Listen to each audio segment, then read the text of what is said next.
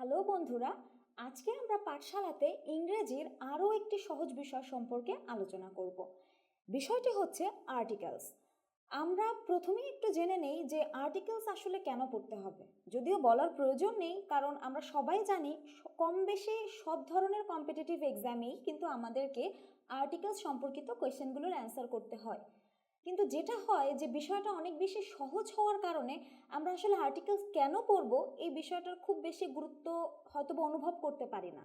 কিন্তু সত্যি কথা যেটা হচ্ছে, আমরা যদি একটু চেষ্টা করি অথবা খুব বেশি কনফিউজ না হয়ে আমরা যদি বিষয়গুলোকে একটু ছোট ভাগ করে মনে রাখার চেষ্টা করি, তাহলে কিন্তু আমরা খুব সহজেই আর্টিকেলসে মার্ক তুলতে পারি। কারণ অধিকাংশ সময় যেটা হয় যে আর্টিকেলসে হয়তোবা 4 মার্ক বা 5 মার্ক এরকম থাকে, এবং সেক্ষেত্রে যেটা হয় যে আমরা চোখ বন্ধ করে হয়তো বা এ অ্যান্ড দি অথবা নো আর্টিকেলস একটা ক্রস সাইন যেটাকে আমরা বলি সেটা হয়তো বা বসিয়ে দিই এবং মনে করে হয়ে যাবে, সমস্যা নেই। কিন্তু এই একটা মার্ক অথবা আধা মার্ক, যতটুকু মার্কই থাকুক না কেন, সেটার একটা অথবা দুটি ভুলই কিন্তু তোমাকে কম্পিটিটিভ এক্সামে একজন কম্পিটিটর বা তোমার একজন সহযোগীর থেকে কিন্তু তোমাকে পিছিয়ে নিয়ে যাচ্ছে। সো এই সহজ বিষয়গুলোকে আমরা যত বেশি ইগনোর করছি, এতে কিন্তু যেটা হচ্ছে যে যখনই আমরা কম্পিটিটিভ এক্সামগুলোতে যাচ্ছি, খুব সহজ বিষয়গুলোতেই কিন্তু আমরা সব থেকে বেশি ভুল করছি। সো আর্টিকেলসকে আমরা যতটা সহজ মনে করছি, অবশ্যই বিষয়টি সহজ, কিন্তু আমরা যদি একটু কেয়ারফুলি বিষয়গুলোকে ডিল করা ট্রাই করি, আমার মনে হয় আর্টিকেলসের যে ছোট ছোট রুলসগুলো আছে একটু মনে রাখলে আমরা সহজেই চেষ্টা করতে পারি ভালো কিভাবে মার্ক তোলা যায়। এখন আসা যাক কিভাবে আমরা আর্টিকেলসের ডেফিনেশনটা নিয়ে একটু কথা বলি। কারণ যখনই আমরা ডেফিনেশন জানবো, আমাদের জন্য কিন্তু ব্যবহার করাটা একটু হলেও বেশি সহজ হবে। প্রথমেই বলি আর্টিকেলস কি। আর্টিকেলস হচ্ছে কিছু শব্দ যেগুলো নাউনের পূর্বে বসে নাউনকে স্পেসিফাই করে। এখন মনে হতে পারে নাউনকে স্পেসিফাই কিভাবে করা যায়। হ্যাঁ, নাউনকে হয়তোবা আমরা দুটি ভাগে স্পেসিফাই করতে পারি, যেটাকে আমরা আর্টিকেলসের প্রকারভেদ বলতে পারি। অর্থাৎ আর্টিকেলসকে আমরা দুটি ভাগে ভাগ করতে পারি, একটি হচ্ছে ডেফিনেট আর্টিকেলস, অন্যটি হচ্ছে ইনডেফিনেট আর্টিকেলস। এখন ডেফিনেট আর্টিকেলস মানে হচ্ছে যেটা হচ্ছে নির্দিষ্ট, একদম তুমি ওই কথাটাই বলছো, হ্যাঁ হ্যাঁ আমি এই জাস্ট এই কলমটার কথাই বলছি। তার মানে তুমি কিন্তু ক্লিয়ার করছো যে না, এই দুটি বা যে কোনো একটি কলম না, তোমার এই কলমটির কথাই তুমি বলছো। অর্থাৎ তুমি এটাকে স্পেসিফাই করে দিচ্ছ। সো এই কলমটির কথা যেহেতু বলছো বা এই কলমটি তোমার কথাটি যখন বলছো, তখন কিন্তু তুমি এভাবে বলছো, দিস ইজ দ্য পেন অথবা this is my pen. So this is my pen মানে তোমার কলম বলছো, but this is the pen that you want. তার মানে এই কলমটাই তুমি চাচ্ছ, তুমি কিন্তু ডেফিনিট বা নির্দিষ্ট করে দিচ্ছ। এরপরে যাক ইনডেফিনিট আর্টিকেলস। ইনডেফিনিট মানে হচ্ছে তুমি জাস্ট বলছো একটা কথা, হয়তো বা সেটা তোমার প্রয়োজনের জন্যই বলছো, কোনো একটা কলমের কথাই হয়তো বলছো, ধরে নেওয়া যাক সেটা হয়তো বা নির্দিষ্ট না। তুমি একটা দোকানে গেলে, গিয়ে হয়তো বা বললে আমাকে একটা কলম দিন। এখন তুমি কিন্তু ক্লারিফাই করে বলনি, হ্যাঁ এই যে অরেঞ্জ কালারের যে পেনটা দেখতে পাচ্ছি আমাকে ওই কলমটাই দিন। আপনি কিন্তু সেটা বলছেন না। যেটা হচ্ছে তুমি গিয়ে বলছো যে আমাকে একটা কলম দিন। সো এই জিনিসটা যে হচ্ছে, তুমি কিন্তু যেহেতু স্পেসিফাই করছো না, অনির্দিষ্টভাবে বলছো, এটাকে আমরা বলতে পারছি ইনডেফিনিট আর্টিকেলস। এখন একটা বিষয় আরেকটু ক্লিয়ার করা যাক যে আমরা যখনই কোনো কিছু নির্দিষ্ট করে বলবো, অর্থাৎ ডেফিনেট ভাবে বলবো, তখন কিন্তু আমরা নাউনের পূর্বে ব্যবহার করব দি। কিন্তু যখন আমরা অনির্দিষ্টভাবে বলবো, আমাকে যে কোনো একটা কলম দেন, অথবা আমি হয়তোবা বলে দিচ্ছি আমাকে খাবার দাও। সো আমি যখন খাবারের কথা বলছি, আমি কিন্তু স্পেসিফাই করছি না কোন খাবারটা, আমি কিন্তু জাস্ট বলছি give me a cake. So তুমি কিন্তু একটা কেক চাচ্ছ, বাট তুমি কিন্তু ক্লারিফাই করছো না যে তুমি কোন কেকটা চাচ্ছ। তো এই ধরনের বাক্যগুলো বা এই ধরনের শব্দগুলো তুমি যখন ব্যবহার করছো, তখন কিন্তু সেখানে এ বা অ্যান হবে। এখন আমরা যেটা করব যে এতক্ষণ ধরে আমরা এ এবং অ্যান, দি, এই তিনটা জিনিসের কখন আমরা ডেফিনিট বলছি, কখন আমরা ইনডেফিনিট বলছি, এই বিষয় নিয়ে কথা বললাম। এখন আমি যেটা করব যে তোমাদের সাথে কিছু টেকনিক নিয়ে আলোচনা করব। এতে করে যেটা হবে যে টেকনিক এবং তার সাথে কিছু এক্সাম্পলও আমি বলবো। এতে করে যেটা হবে যে তোমাদের কাছে যখনই তোমরা কোয়েশ্চেনের অ্যান্সার করতে যাবে, তোমাদেরকে খুব ভাবতে হবে না। সাধারণ অর্থে যেটা হয়, আমরা যখনই এক্সাম হলে যাই, আমরা জানি যে হ্যাঁ এ অ্যান্ড দি কোন একটা বসায় দিলেই হচ্ছে, যে ড্যাশটা থাকবে সেখানে আমি বসায় দিব, আমি মার্ক পেয়ে যাব। বাট এটা আসলেই কোথায় এ হবে, কখন এন হবে, কখন দি হবে, এই ক্লারিফাই করার জন্যই কিন্তু আজকে আমাদের আলোচনা। সো প্রথমে আমি যেটা চাচ্ছি যে প্রথমে তোমাদের সাথে এ এবং এন এই দুটি আর্টিকেলসকে কিভাবে ব্যবহার করতে হবে, কখন কোথায় ব্যবহার করবে এবং কি কি বিষয় মাথায় রাখতে হবে তোমার এই শব্দগুলো ব্যবহার করার সময়, সেই বিষয় নিয়ে আলোচনা করব। প্রথম আমি এ এবং এন নিয়ে যদি কথা বলি, প্রথমেই যেটা বলবো, আমরা সবাই জানি আর্টিকেলস কিন্তু সব সময় সিঙ্গুলার নাউনের আগে বসে। তার মানে তুমি যদি বলো আই হ্যাভ, আমি একটু লিখছি তোমাদের সুবিধার্থে,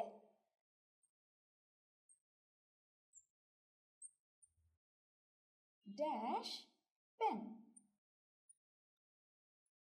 সো এখন আমি যদি এখানে তোমাদেরকে বলি আই হ্যাভ ড্যাশ পেন, তার মানে এই ড্যাশের ভেতরে তোমাকে একটা আর্টিকেলস বসাতে হবে। এখন আমি যদি বলি যে এখানে এন হবে বা এ হবে, যে কোনো একটা হয়তো বা হতে পারে, আমরা একদম বেসিক রুলসে যদি বলি হ্যাঁ হতে পারে, কিন্তু এখানে একটা বিষয় আমি একটু ক্লারিফাই করব। আমি কিন্তু এখানে লিখেছি পেন, আমি যদি এখানে লিখতাম পেন্স অর্থাৎ প্লুরাল ফর্মে লিখতাম, তখন কিন্তু এখানে আর আর্টিকেল বসতো না। কারণ সব সময় মনে রাখবে আর্টিকেলস কিন্তু সিঙ্গুলার নাউনের সময় বসে, সিঙ্গুলার নাউনের পূর্বে সব সময় আর্টিকেলস হবে, কখনোই প্লুরাল ফর্মে থাকলে আর্টিকেলস হবে না। অর্থাৎ প্লুরাল ফর্মে কোনো নাউন থাকলে তুমি তার পূর্বে আর্টিকেলস বসাবে না। তখন কি হবে, এটা একটা কোয়েশ্চেন, যে তখন তাহলে আমি কি বসাবো? হ্যাঁ, নো আর্টিকেলস বসাবে অথবা ক্রস সাইন দিবে, আমরা সবসময় যেটা জানি। এরপরে যে কোয়েশ্চেনটা হচ্ছে যে এটা তো গেল সিঙ্গুলার নাকি প্লুরাল, তারপরে একটা ফর্ম হচ্ছে তুমি যদি সিঙ্গুলার বা প্লুরাল এটা যখন বুঝতে পারবে, তার সাথে আরেকটা জিনিস রয়েছে, সেটা হচ্ছে নাউনটি কাউন্টেবল নাকি আনকাউন্টেবল। আমরা সবাই জানি কাউন্টেবল নাউন কোনটি, আনকাউন্টেবল নাউন কোনটি। কাউন্টেবল হচ্ছে সেই নাউনগুলো যেগুলোকে তুমি কাউন্ট করতে পারছো, গণনা করতে পারছো, গুনতে পারছো। কিন্তু তুমি যদি আনকাউন্টেবল নাউনের কথা বলো, সেগুলো কিন্তু আমরা গুনতে পারছি না। আমি যদি বলি তোমাদেরকে যে আমাকে একটু পানি দাও, তোমরা কি গুনতে পারবে? ঠিক সেরকম ভাবে আমি যদি বললাম যে তোমরা আমাকে 2টি কলম দাও, অথবা আমি যদি বলেই দিয়েছি 2টি কলম দাও, তোমরা কিন্তু গুনতে পারছো। তার মানে সিঙ্গুলার হতে হবে এবং কাউন্টেবল হতে হবে। যখনই নাউনের ফর্মটা এভাবে থাকবে তখনই আর্টিকেলের ব্যবহার হবে। এরপরে হচ্ছে যদি আমরা এ এবং এন এই দুটির ব্যবহারকে একটু একই সাথে ক্লারিফাই করার ট্রাই করি, তাহলে আমাদের জন্য আশা করছি বোঝার ব্যাপারটা আরেকটু ক্লিয়ার হবে, সহজ হবে। প্রথমত হচ্ছে গিয়ে আমি যদি এ দিয়ে বলি, এক্ষেত্রে যেটা হচ্ছে তোমার যে স্পিকার অথবা লিসেনার আছে, সে যেন ওই বিষয়টি সম্পর্কে যদি প্রথমবার শোনে, তাহলে সেটার পূর্বে তুমি বলবে এ। কিভাবে? আমি একটা গল্প বলছি। আমি তোমাকে বললাম আমাদের বাসার পাশে একটা নারকেল গাছ আছে। তুমি কিন্তু প্রথমবার আমার কাছে এই গাছটার কথা শুনলে, তুমি কিন্তু এর আগে জানতে না। তার মানে তুমি কিন্তু এই প্রথমবার আমার কাছে শুনছো যে আমার বাসার পাশে একটা নারকেল গাছ আছে। সো যখনই আমি প্রথমবার তোমার কাছে কোনো একটা কিছু স্পেসিফাই করছি, ডিসক্রাইব করছি, তার আগে কিন্তু হবে এ। দ্যাট মিনস আমি যদি বলি ড্যাশ কোকোনাট ট্রি, তো আমি যদি এখন বলি যে ড্যাশ কোকোনাট ট্রি, তাহলে এখানে কিন্তু হবে এ, কারণ তুমি এই প্রথমবার শুনেছো যে আমার বাসার পাশে একটা নারকেল গাছ আছে। এটা গেল এ এর ব্যবহার। এখন যদি আমি এন এর কথা বলি, এন এর ক্ষেত্রে আমরা সবাই জানি ইংলিশ ল্যাঙ্গুয়েজে টোটাল 26টা লেটার আছে, যেখানে 5টা হচ্ছে ভাওয়েল। সেই 5টা ভাওয়েল কি? এ, ই, আই, ও, ইউ। সো এই 5টা ভাওয়েল ছাড়া বাকি যে 21টা রয়েছে, সেই 21টি হচ্ছে কনসোনেন্ট। আমরা সবাই জানি একটা বেসিক রুলস, যখনই কনসোনেন্ট সাউন্ড করছে এরকম কোনো একটা নাউনের ফার্স্ট একটা ওয়ার্ড, আমি লিখতে পারি বল। সো এই বল শব্দটি বা নাউনটির ফার্স্ট যে ওয়ার্ডটি বা ফার্স্ট যে লেটারটি, ফার্স্ট যে লেটারটি, সেটি কিন্তু হচ্ছে বি। এটার সাউন্ড কিন্তু অবশ্যই কনসোনেন্টের মতো। তো কনসোনেন্টের মতো যখনই হবে, আমরা কিন্তু জানি যে কনসোনেন্টের মতো সাউন্ড হওয়া সেই লেটারটি যখনই কনসোনেন্টের মতো সাউন্ড করবে তখনই আমরা কিন্তু সেখানে লিখব এ। তার মানে এটা হয়ে যাচ্ছে এ বল। এখন আমি যদি তোমাদেরকে বলি আমব্রেলা, আমি বললাম আমব্রেলা। এখন এখানে কিন্তু আমব্রেলাতে ইউ রয়েছে, সো ইউ এম বি আর ই ডাবল এল এ, আমি কিন্তু বলছি আমব্রেলা। সো আমব্রেলা কিন্তু আমি যদি একদম বেসিক সেন্সে বলি, দেখো এখানে কিন্তু আমব্রেলার আগে ইউ রয়েছে, তার মানে ইউ এর সাথে যেহেতু আমব্রেলার সাথে যেহেতু ইউ আছে, তার মানে এখানে হবে অ্যান। খুব বেসিক সেন্সে যদি আমরা বলি, কেন আমি তো ফার্স্টেই বলেছি যে 5টা ভাওয়েল আছে, সো এই ভাওয়েলের সাথে থাকা রিলেটেড যে ওয়ার্ডটা থাকবে বা যে লেটারটা থাকবে ওয়ার্ডের ভেতরে, সেটা ফার্স্টেই থাকলে আমরা সেখানে বসাবো অ্যান। এরপরে কিছু এক্সেপশন বা বিশেষ নিয়ম রয়েছে, সেগুলোর বিষয়ে একটু আলোচনা করি। যেমন আমি যদি এখানে আমব্রেলা বললাম দেখে অ্যান হলো, আমি যদি এখানে বলতাম ইউনিভার্সিটি,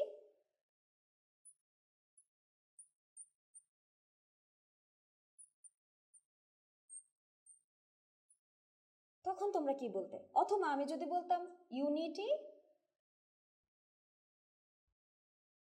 তখন হয়তো তোমাদের মনে হতো যে এখানেও তো অ্যান হওয়া উচিত, কিন্তু না, এখানে অ্যান হবে না, এখানে হবে এ। কেন এ হবে সেই ব্যাখ্যাটা একটু দিই। এ হবে কারণ এখানে আমরা যদি একটু নিজেদের মতো করে ভাবার চিন্তা করি, দেখো যখনই ইউনিভার্সিটি বলছি, ইউনিটি বলছি, ইউ এর উচ্চারণটা কিন্তু আমরা ইউ এর মতোই করছি, কিন্তু যখন আমি আমব্রেলা বলছি তখন কিন্তু আমি ইউ এর উচ্চারণ ইউ এর মতো করছি না, সেখানে কিন্তু আমি কি বলছি আমব্রেলা অর্থাৎ আ। আর যখন আমি ইউনিটি বলছি তখন কিন্তু আমি বলছি ইউ। তার মানে যখন তোমার উচ্চারণটা ইউ এর মতোই হবে, লেখাও আছে ইউ, উচ্চারণও করছো ইউ, তখন সেখানে হয়ে যাবে এ। কিন্তু তুমি এখানে লিখেছো ইউ কিন্তু উচ্চারণ করছো আ বা ভায়োলের সাউন্ডটা তুমি করছো না, তখন তোমার সেখানে হয়ে যাবে অ্যান। সেই একইভাবে আমি যদি একটু বলি আওয়ার, এবং আমি যদি বলি হর্স,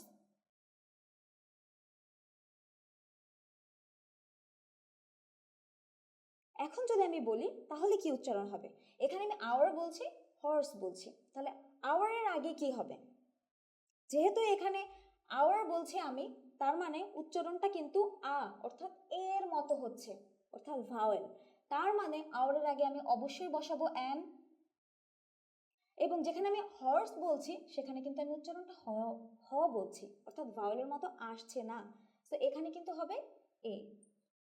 এই যে ডিফারেন্সটা, এটা রিজন হচ্ছে, দেখো আমার এখানে কিন্তু আওয়ার যখন আমি বলছি সেই স্পেলিং বা উচ্চারণের ভেতরে হয়তো ভাওয়েলের সাউন্ডটা আসছে, কিন্তু যখন আমি শব্দটা লিখছি সেখানে কিন্তু আমার ভাওয়েলের যে 5টা লেটারের কথা আমি বলছি তারা কিন্তু নেই, কিন্তু তারপরও আমি এখানে এ বসিয়েছি। এরপরে কিছু জিনিস যেমন রয়েছে এ ই আই ও ইউ, এই ভাওয়েলগুলো ছাড়া এই যেমন কিছু উচ্চারণ ডিফারেন্ট রয়েছে, এভাবে আরও কিছু কিছু ডিফারেন্সেস তোমরা পাবে যখন তোমরা অনেক বেশি বেশি করে প্র্যাকটিস করা শুরু করবে। কারণ আমরা যতই নিয়মের ভেতরে বা গণ্ডিতে আটকানোর চেষ্টা করি না কেন, আমরা সবাই জানি ভাষার পরিধি বা তার নিয়ম কানুন কিন্তু অনেক ব্যাপক। সো এতে করে যেটা হবে, তোমরা যত বেশি প্র্যাকটিস করবে তত বেশি ইজিলি জানতে পারবে। এখন আমরা শিখব কিভাবে ডেফিনিট আর্টিকেল বা দি এর ব্যবহার খুব সহজেই করা যায়। প্রথমত যেটা হচ্ছে, কোথায় আমরা দি এর ব্যবহার করব না সেই বিষয়ে একটু কথা বলি। আমরা যদি দেখি কান্ট্রিজের নাম থাকে ল্যাঙ্গুয়েজ, সিটিজ, স্ট্রিট, একটু লিখে নেই।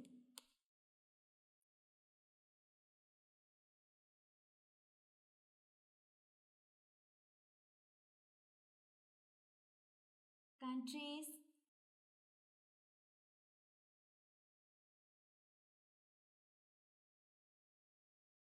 ল্যাঙ্গুয়েজ, তারপরে যদি থাকে সিটিজ,